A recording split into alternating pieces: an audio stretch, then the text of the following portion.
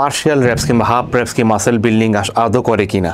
কারণ আমরা জিমে অনেককে দেখা যায় যে অনেকে হাফ রেপস মারতেছে, পার্শিয়াল রেপস মারতেছে, তো এটা আসলে মাসেল বিল্ডিংয়ের জন্য কতটা ইফেক্টিভ।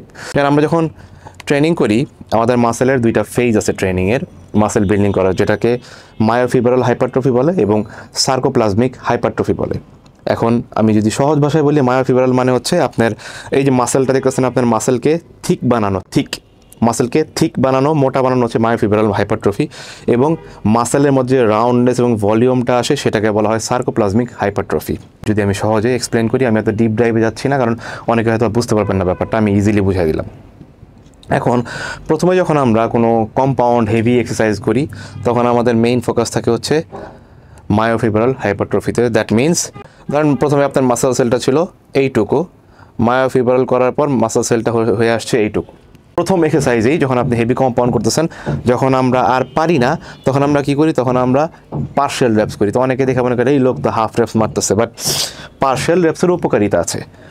কিন্তু পার্শিয়াল রেপস করার আগে অবশ্যই আপনাকে ফুল রেঞ্জ অফ মোশনে মায়োফিব্রাল হাইপারট্রফিটা করে নিতে হবে। যদি আপনি থিক মাসেল ফাইবারে থিক না বানাতে পারেন তাহলে কিন্তু আপনি যতই সার্কোপ্লাজমিক করেন আপনার কাজ হবে না। এবং এখানে ব্যাপারটা হচ্ছে কি, হাফ রেপসে যেটা হয় যে আপনি যখন আপনার আর মাসেলে কোনো স্ট্রেংথ নাই তখন আপনি কী করতেছেন, ম্যাক্সিমাম মাসেলের ভিতরে পার্শিয়াল রেপস করে ম্যাক্সিমাম ব্লাড এবং ওয়াটার সেন্ড করতেছেন মাসেলের ভলিউমাইজেশন করার জন্য।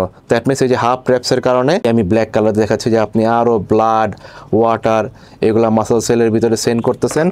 এটার ফলে কি হচ্ছে, এটার ফলে আপনার মাসেল ফাইবার আস্তে আস্তে আস্তে আস্তে মাসেল ফাইবার আরও এই ভলিউম বাড়তেছে, এই যে ভলিউমটা বাড়তেছে এটাকে বলা হয় সার্কোপ্লাজমিক হাইপারট্রফি। এখন আসেন যে এইটার বেনিফিট কারা পাবে।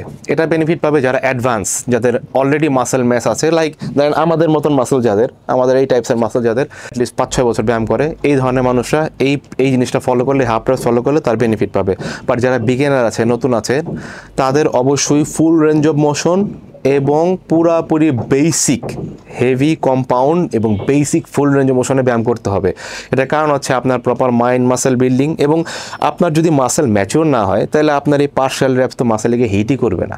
আগে তো আপনার মাসেলকে ম্যাচিওর বানাইতে হবে, মাসেলের ওই পরিমাণে স্পেস থাকা লাগবে। মাসেলের যদি স্পেস না থাকে তাহলে আপনি এই ভলিউম কোথায় ক্রিয়েট করবেন। এই ভলিউম ক্রিয়েট করার জন্য কিন্তু স্পেস দরকার, এবং এই স্পেস তখনই হবে যখন আপনি ওভার দ্য ইয়ার অ্যাটলিস্ট 4-5 বছর 6 বছর মাসেল ফাইবারকে ট্রেন করতে করতে ঠিক বানায় ফেলবেন। দেন আপনি এটার মধ্যে যখন আস্তে আস্তে ভলিউম এড করবেন, আস্তে আস্তে মাসেলটা রাউন্ড হবে এবং গোল হবে। আশা করি পার্শিয়াল রেপসের বেনিফিট আপনাদের বুঝে আসছে। Thanks for watching.